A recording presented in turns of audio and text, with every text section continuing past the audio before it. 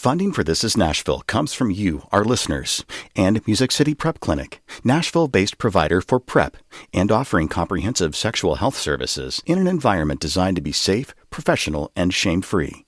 Learn more at musiccityprep.org. I'm Khalil A. Colonna, and this is Nashville.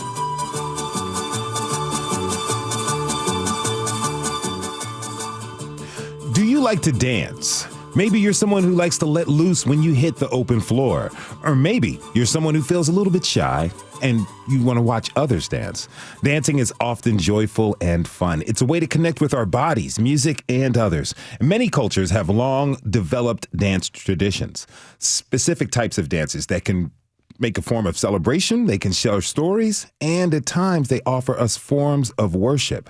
Some of these rich traditions can take years to learn and master, but anyone can appreciate witnessing them. Right here in Nashville, there are many dedicated to learning and sharing the traditional dances of their own cultures. And today we're speaking with dancers and performers from 3 different cultural dance traditions, all of whom will be performing at Celebrate Nashville this Saturday.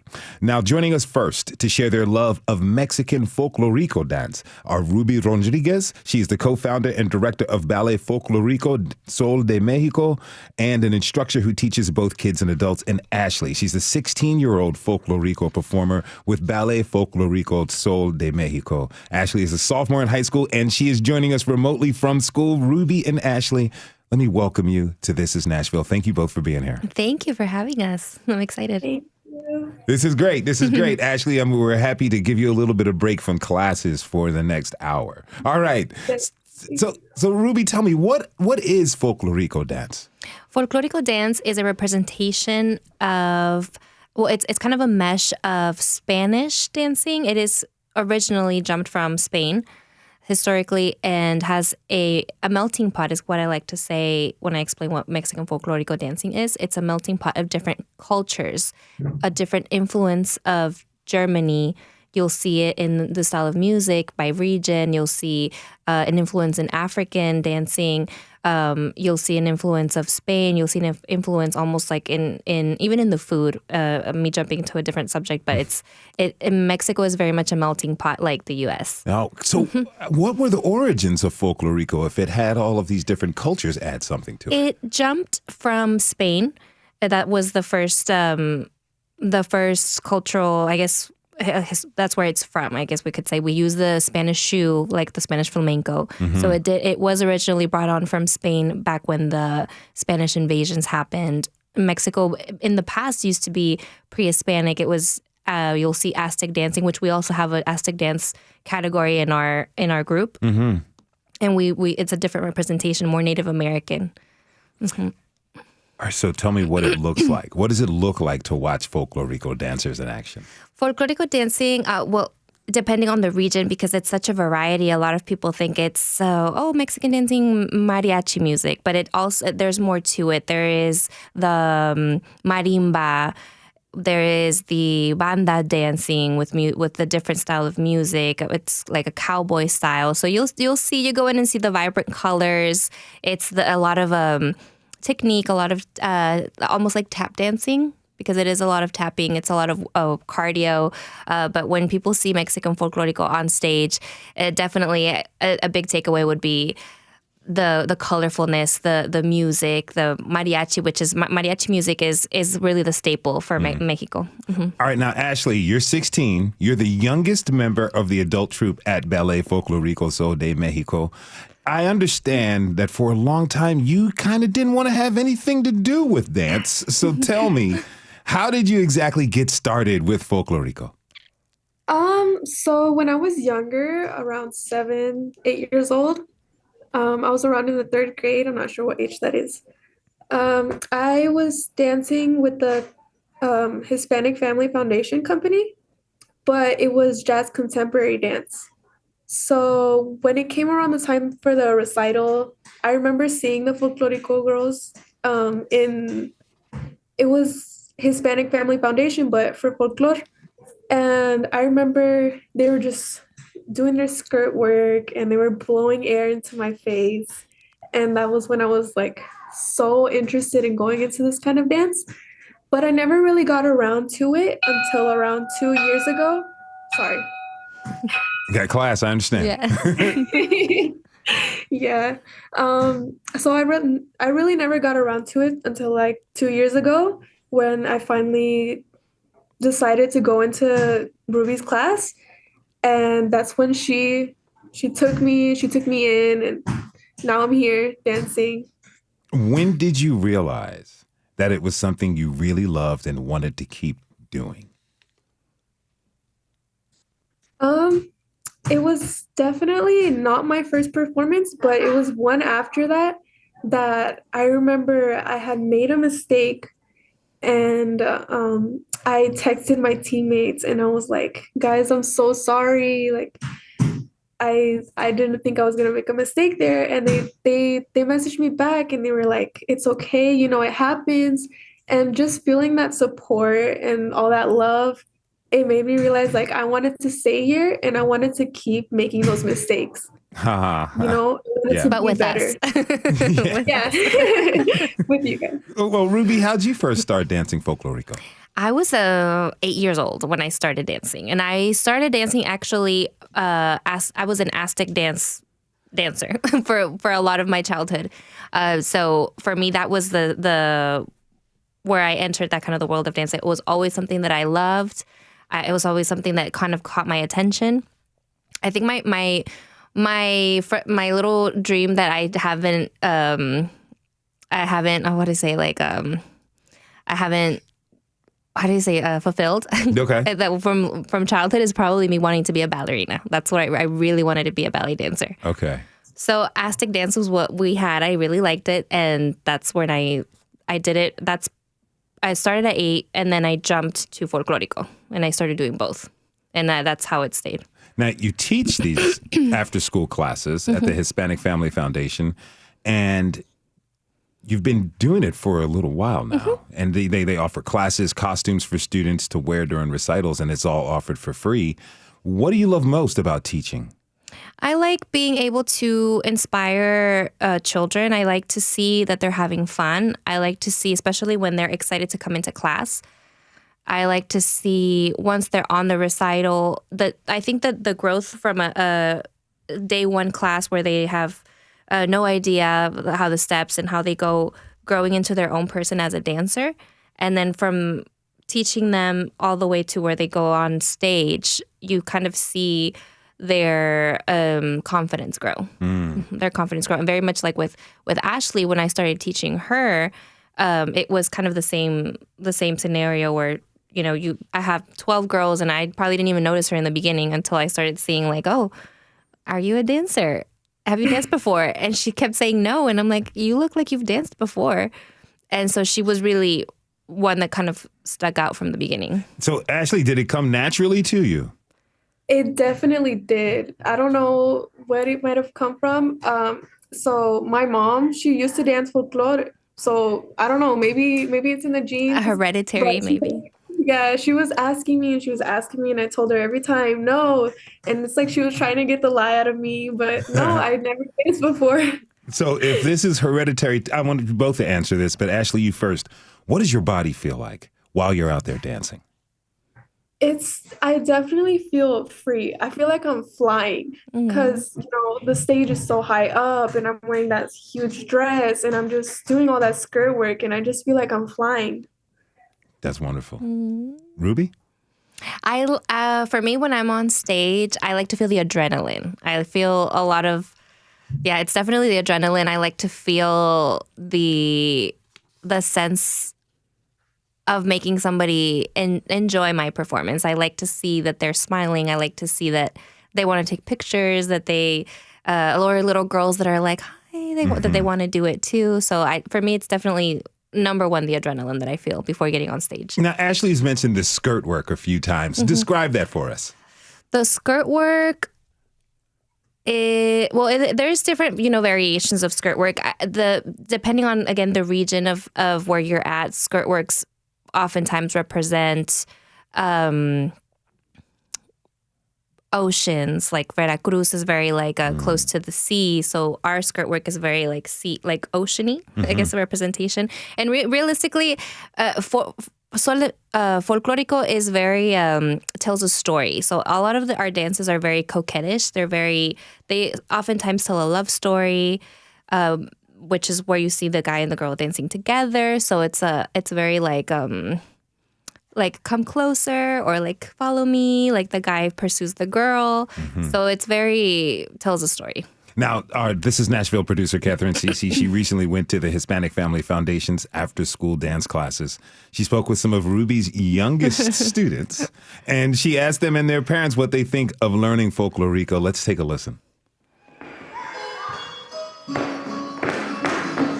Sometimes I live with my parents and by myself.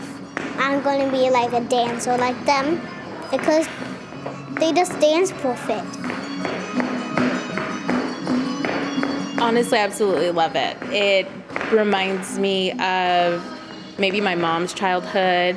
My mom was born in Mexico, and it just really reminds us of our culture of being back home and just seeing it flourish through generations. So I'm really excited, and I hope that she finds pride in doing this. It's an art, and it's our culture, and it's wonderful.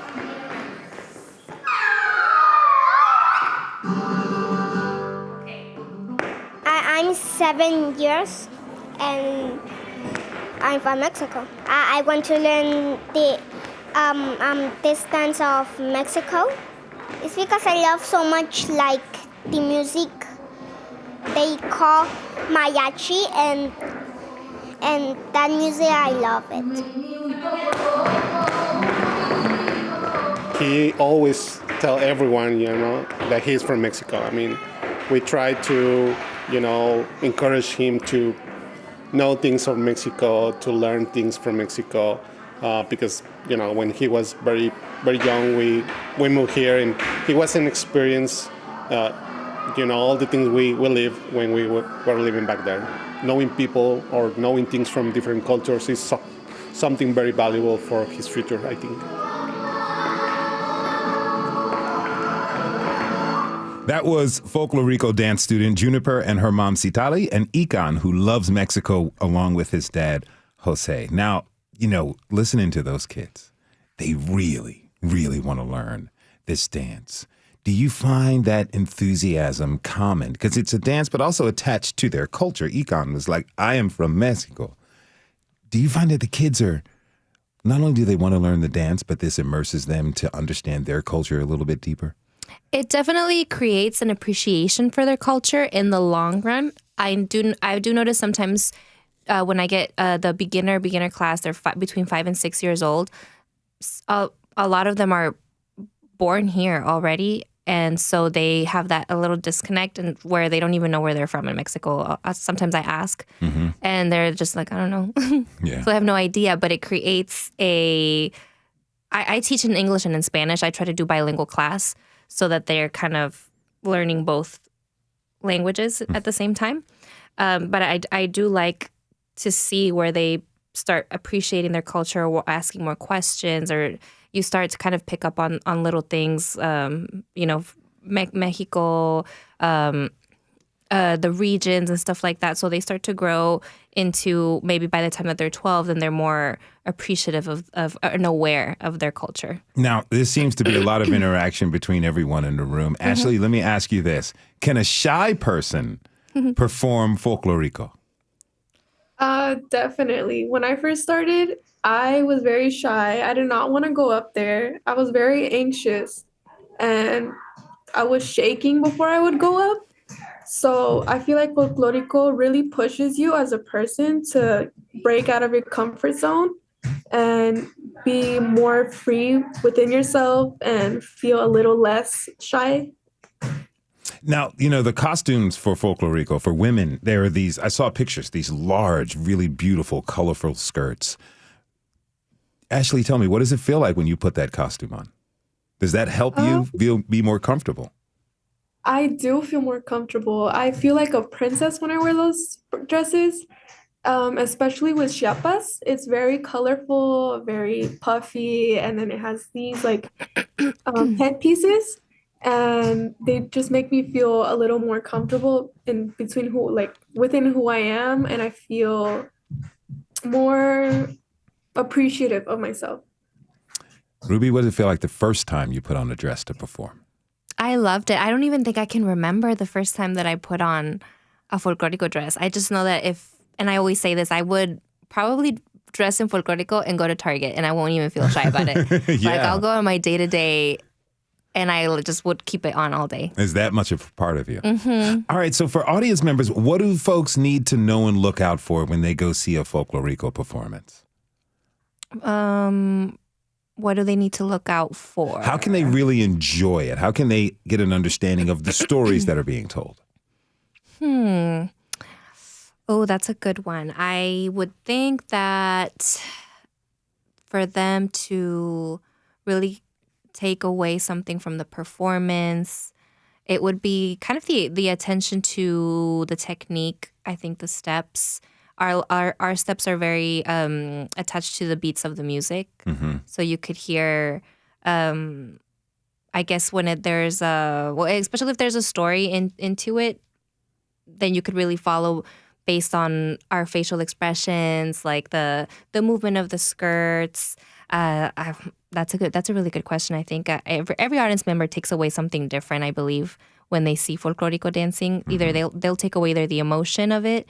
They'll either appreciate the movement of the skirt work or the music or the steps. And a lot of cases I've had where they come up to me in tears because they felt that emotion that we transmitted and tears of happiness. Mm-hmm. Now, it's a Mexican dance, a celebration of Mexican culture, but classes are open to anyone, right?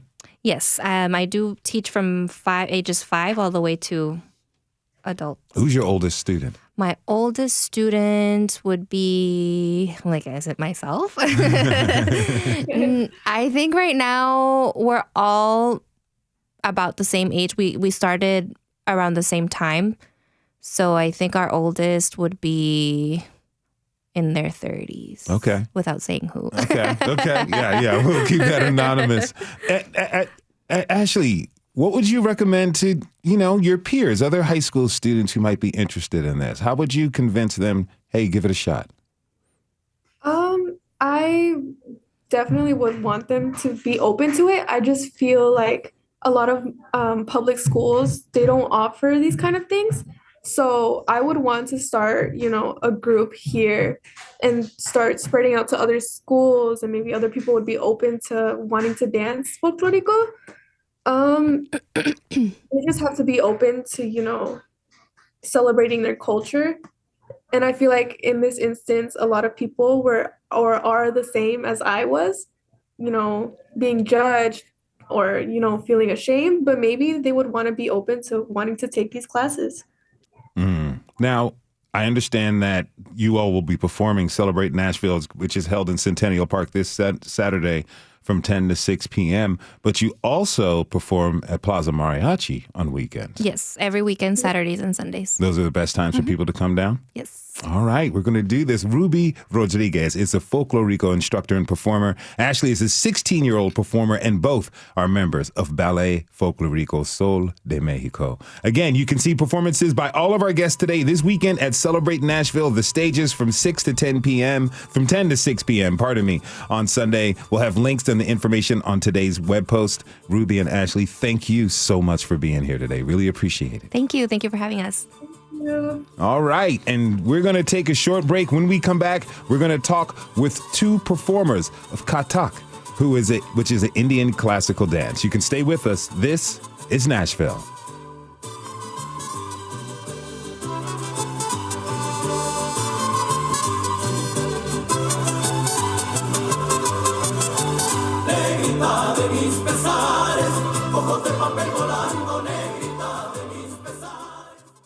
Funding for This is Nashville comes from you, our listeners, and Music City Prep Clinic, Nashville-based provider for PrEP and offering comprehensive sexual health services in an environment designed to be safe, professional, and shame-free. Learn more at musiccityprep.org. I'm Khalil Ecolona, and this is Nashville. All right, today we are celebrating the different types of international dance traditions here in Middle Tennessee.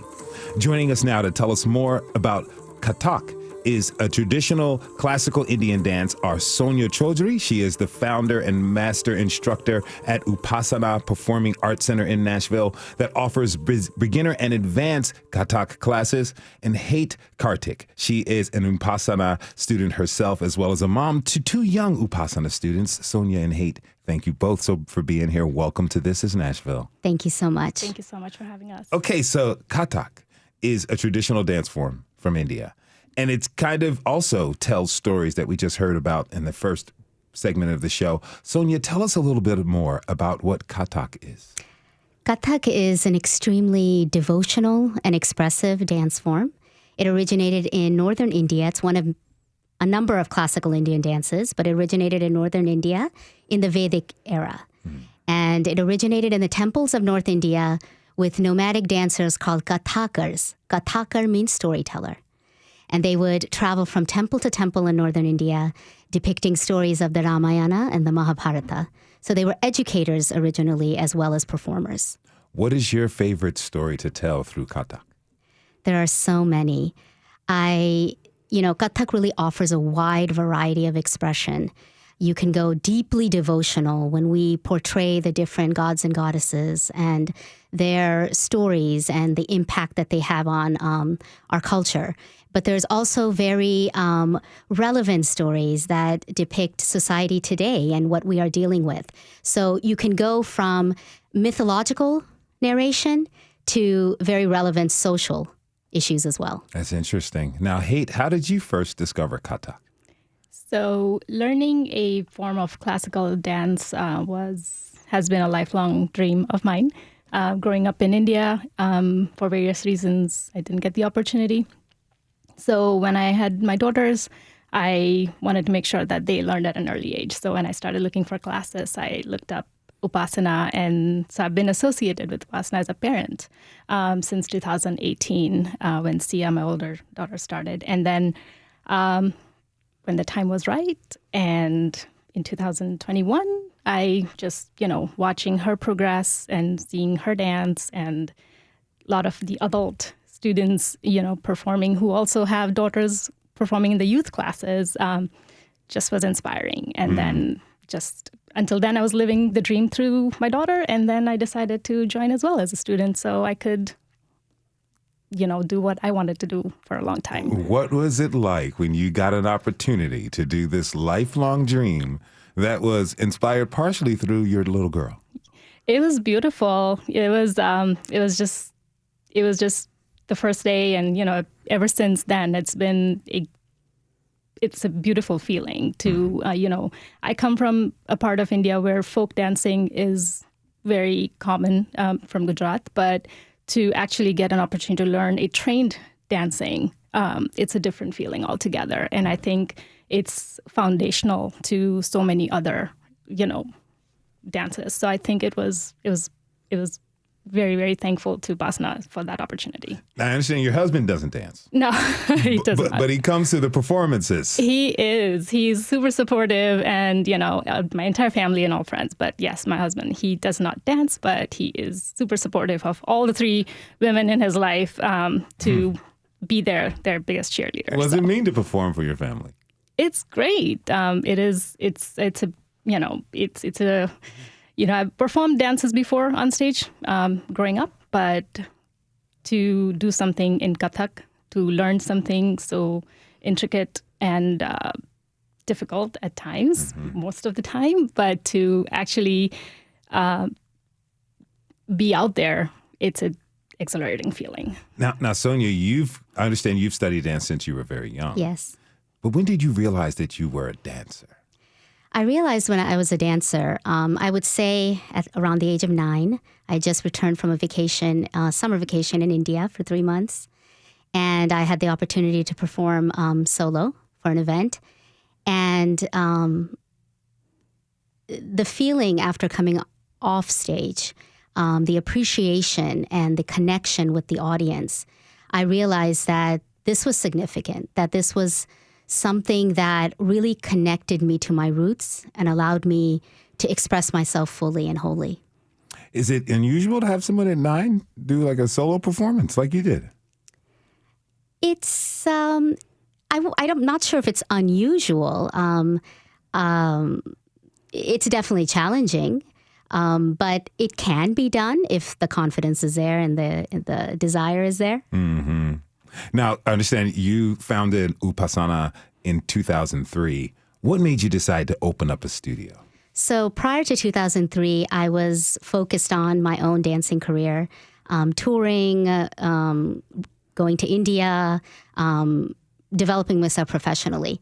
In 2003, I found myself as a mother of 2 young children, and that's when I really felt this need to create a community that provided a resource for the next generation. I am so grateful that growing up Indian American, I had the opportunity, even though I grew up in the Midwest and here in the South, even though resources were so limited at that time, I was still very fortunate to be able to have amazing instructors and the opportunity to develop myself as a Kathak dancer. And, it was really a decision to provide something to the next generation, not only to the next generation, but to other women and men who have always had this desire, had this interest in learning more about Kathak and, to explore that. So that's why in 2003, I opened Upasana Performing Arts Center. How have you seen it grown over the past 21 years? It's grown tremendously. When we first started, we were just one of 2 classical dance schools in Nashville, Indian classical dance schools. And now there are many schools, which is wonderful, of different varieties, which is great. But I've had this incredible opportunity to see, these young children who come to me, similar to what was just expressed, who perhaps are not aware of their heritage and their traditions, or they are from, not from an artistic view. And to be able to see them grow and become empowered as Indian American women has been the most profound experience for me. If you're just tuning in, this is Nashville, and I'm your host, Kaliole Colonna. We're talking this hour about Kathak. It's a dance form from India. We're talking with Sonia Chaudhary and Het Karthik. Okay, so Het, you mentioned how hard it is. Mm-hmm. What is the most challenging part about dancing Kathak? It's a form of storytelling. So obviously a lot of music, but a lot of intricate footwork. You have to dance on the beats. You have to know your beats. You have to memorize the lines. So all of it together, when you learn it separately, but when you have to put it all together, that's sometimes it's challenging. And but it's a good challenge. You look forward to it. You look forward to the learning, and so. It's difficult, but it's good difficult. Well, your daughters have been in it a little bit longer than you do. They give you tips and pointers? I think she was very excited when my older one, she's been there since 2018. So when I did start, she's like, oh, now I get to tell you what to do, So, but it's good. It's good. She, I think that's what we do here. Like we are building memories as, growing, watching them grow. Mm-hmm. And my younger one, she just started last month, actually. So, every classes we the getting ready together part for a performance to try to practice together as much as possible together. So it's a beautiful feeling to do something with your daughters and hopefully get to perform together someday. When I was growing up, my sisters took African dance classes, and every once in a while in the living room or the kitchen, they would just break out into a number. Does that happen at home? Not so much with Kathak because it's like we have to try to have a set session at times, but okay. I think it's just a good feeling because as Suredi talked about, we try to, especially when we live away from India, we try to do the best we can to stay rooted to our culture, to our values, and to pass that on to our children. And I think dance, especially dances as such, are such beautiful medium to keep that culture and values alive. Mm-hmm. Now, Sonia, what will people see and hear when they go to a Kathak performance? So a Kathak performance is so all-encompassing. It's really an opportunity to step back in time as well as step into another culture. So the traditional costumes that we have that come from India, the music, the variety of instruments that are present in our music, from the tabla to the sitar to the sarangi, as well as the lyrical, the poetic aspect of it. And even if you can't follow the language that the song is in, we make an effort through our hand gestures and our facial expressions and our body language to express the story so that we can emote in such a way that our audience is able to connect. Well, tell me, what kind of emotions do you feel when you're on stage? The way you're describing it and the look on your face for audience members is almost like you can go into a trance. Am I right with there? Absolutely. Absolutely. You hit it right on. As I mentioned before, it's a very spiritual experience, but it's also a very human experience. So we are able to express all the emotions, from happiness to sadness to anger, compassion. All of these emotions are expressed through our stories and through our dances. Now, Hate, given what Sonia just shared about the spiritual nature of it, like it's the encompassing of the entire being who is performing this, how do you feel when you're done performing or done dancing? Oh, I don't think I can put that in true words. I think it's a feeling you have to be in it to really feel it. And I think the opportunity that I got last year, to do a recital on stage, and all the work and the learning, the practice, and all of it to come together on that recital and go to the stage and actually perform. I think it was just I don't have words for it. It was just a beautiful feeling. And then I think it was a validation that, this is... Yeah, something meant for you. Yes. Does time stop? It can. It can. When you're on stage, I think, yes, it can. Now, I understand both men and women can learn Kathak. Absolutely. And classes are open to everyone, students of all ages. If somebody wants to give this a try, how would you tell them about what they need to know to get started? So we always say, try one class. Just try one class. And the best way to get in contact with us is through our website. They can come in. You are welcome to observe a class. You're welcome to try a class before you decide. And we accept students of all ages. Our youngest is, between the ages of 4 and 5, and our oldest student is 75. Wow. Yes. That's really cool. Now, have any of your students had a breakthrough?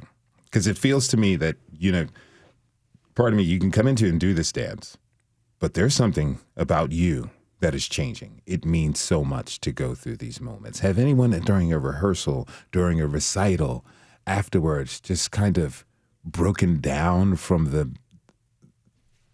magnitude of what they just did? At varying levels. It can happen in class, it can happen during rehearsal, or like you just said, after a performance. But I have definitely seen change and growth in each one of my students. Just the pride of being able to overcome a personal challenge, or feeling this deep connection to our heritage, feeling a sense of tremendous pride. Absolutely. Breakthroughs are one of the most, as a choreographer and as an instructor, for me, that is what is the most fulfilling. Mm-hmm. Now, I want to talk briefly about the Indian community here in Nashville. This is obviously a way for people to engage and learn about that culture. But Hate, what else can Middle Tennessee learn about the Indian culture here in town?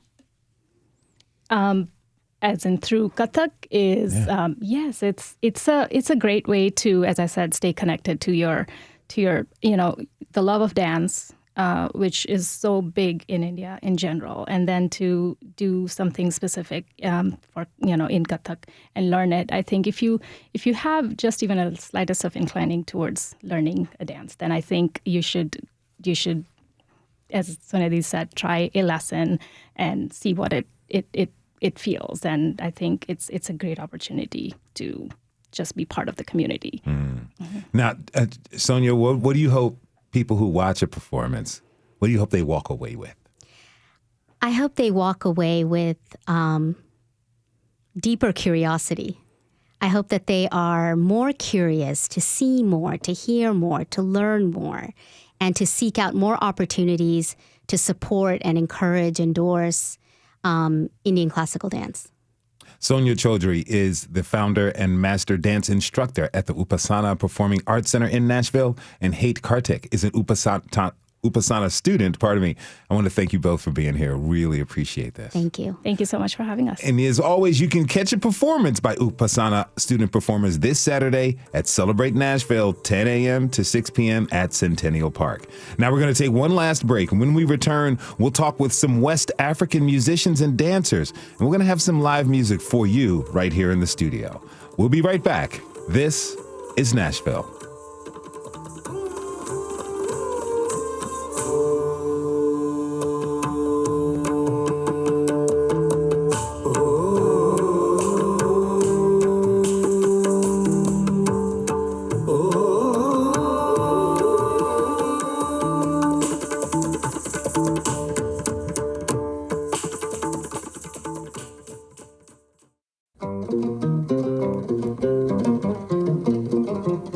I'm Khalil Ekalona, and this is Nashville.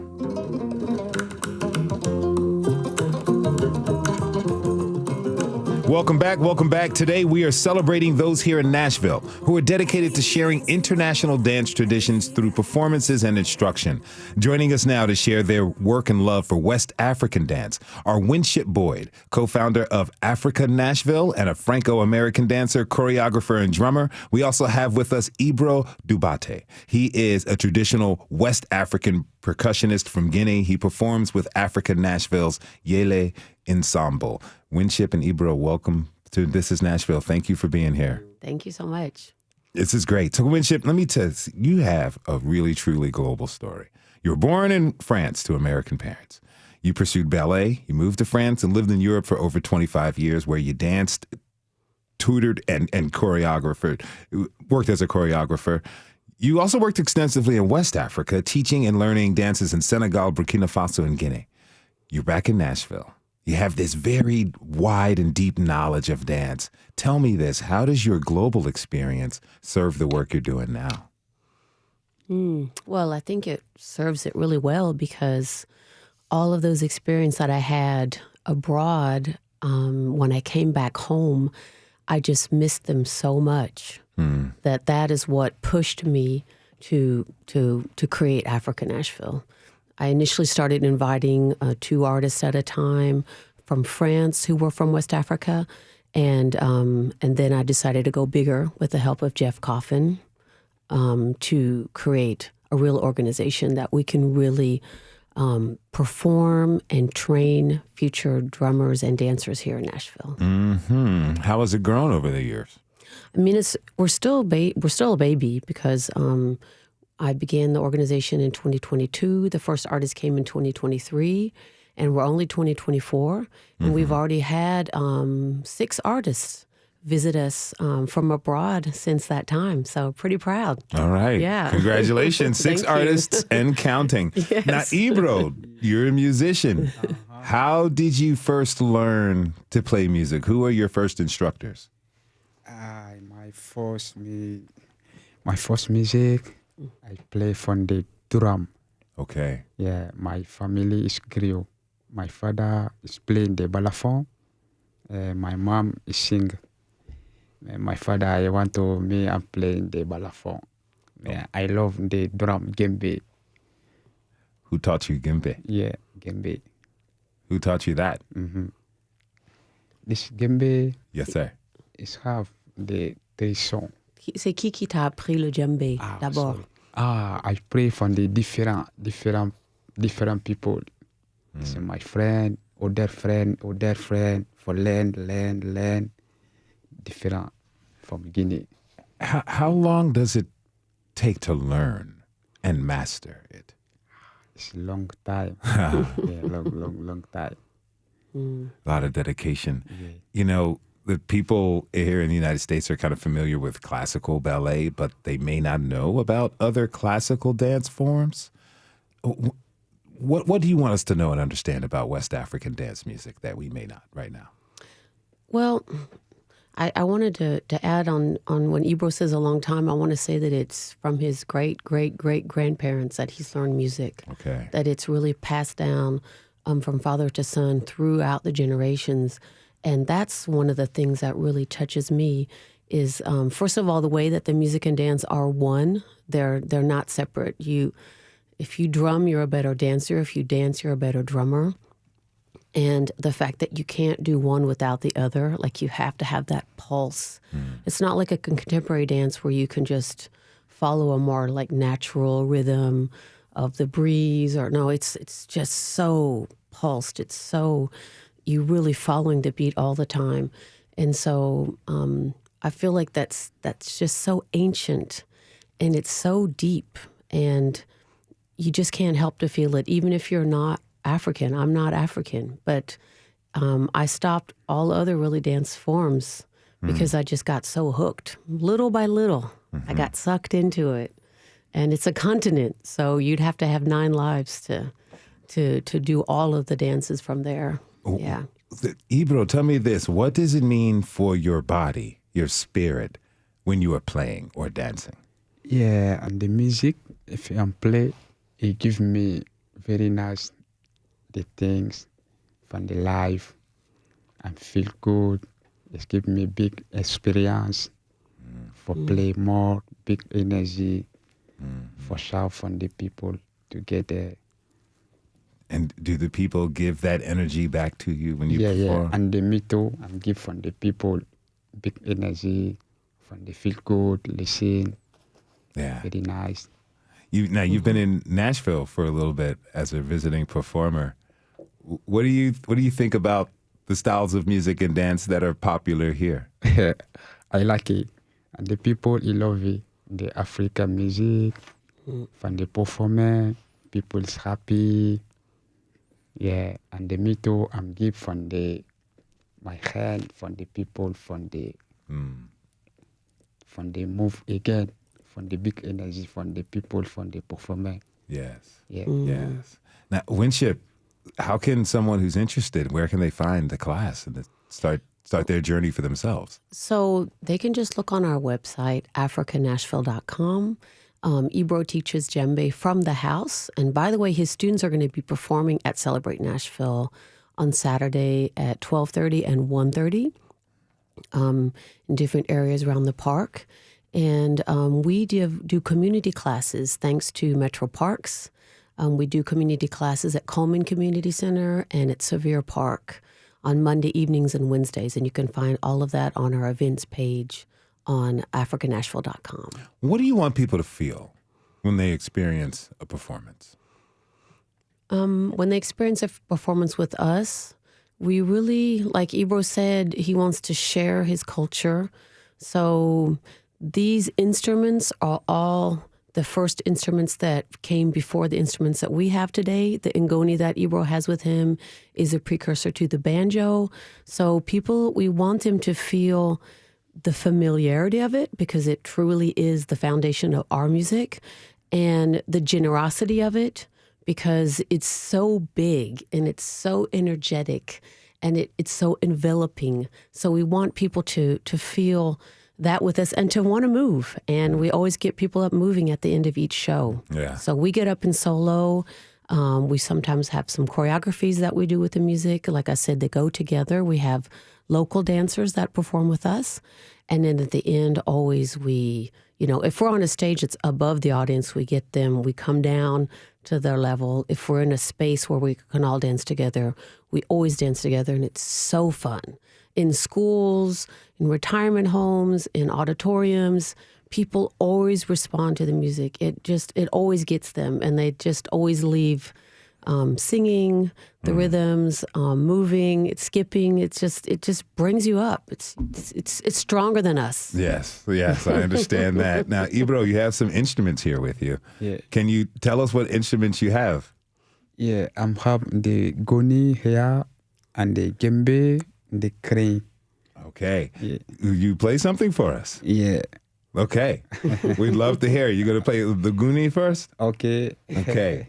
That just lets you know what it looks like. It's this stringed instrument. It kind of does look like a banjo, like a big giant gourd has been hollowed out with strings attached. And we're about to hear some beautiful sounds. Ibro, take it away, brother.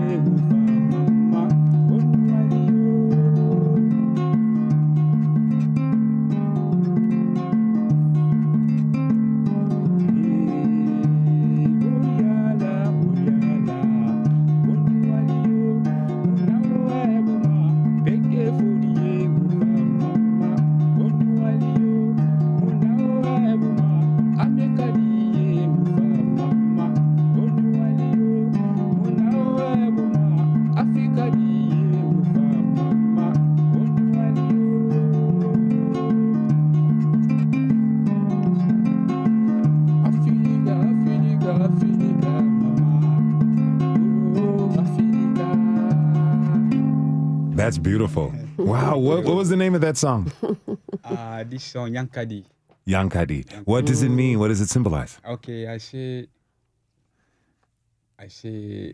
Unuwali, thank you. I say good morning for everybody from here. I say good morning from everybody. Unuwali and the social.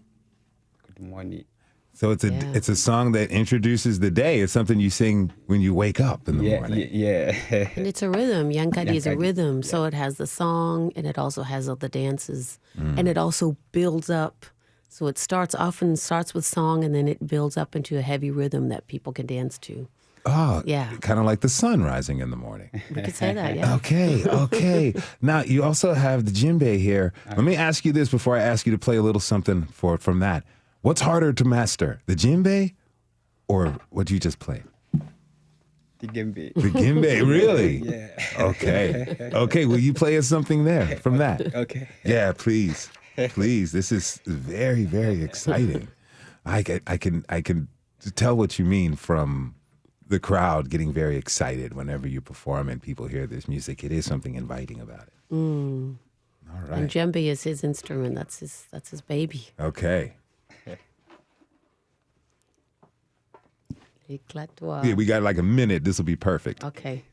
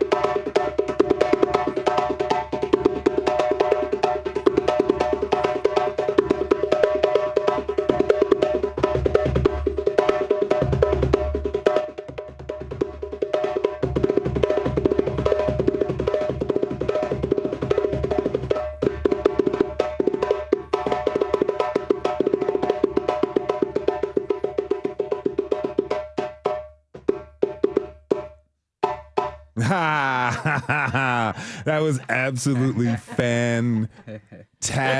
That sounded so wonderful. But you just made it look so easy. That's what happens when you've been doing it for your dancing and playing for your entire life. That's wonderful. Winship, real quick, just what can we get from exposing ourselves two different cultures of dance and understanding more about their heritage? I mean, for me, dances have been a lifeline for me. It's saved me so many times. It's my life. As Ebro said, the music is his life. Dance and music are my life. Mm-hmm. So they educate us. They show us the beauty of life. They feel good. They make us feel good. Yeah. There's just, I feel like life without art would just be so sad. That's right. It'd be very sad. Winship Boyd is the co-founder of Africa Nashville and Franco-American dancer, and Ebro Dubate is a traditional West African percussionist who performs with Africa Nashville's Yele Ensemble. Thank you both for being with us. They will be at Centennial Park this Saturday from 10 to 6 p.m. Thank you again. We play at 3:30 p.m. 3:30. Make sure you don't miss it. All right. This is Nashville is a production of Nashville Public Radio. Today's episode was produced by Katherine Ceicys, directed by Tasha A.F. Lemley. Our board operator and technical director is Liv Lombardi. The masterminds behind our theme music, Laurent and Namir Blade. You can listen back at thisisnashville.org or wherever you get good podcasts. And it never ends here. The conversation never ends here. Hit us up on Instagram, find us on Twitter and tweet us, or call us 615-751-2500. You can leave a message. We may use it on air. This is Nashville. I'm Khalil Ekalona. We'll see you tomorrow, everybody, and be good to each other.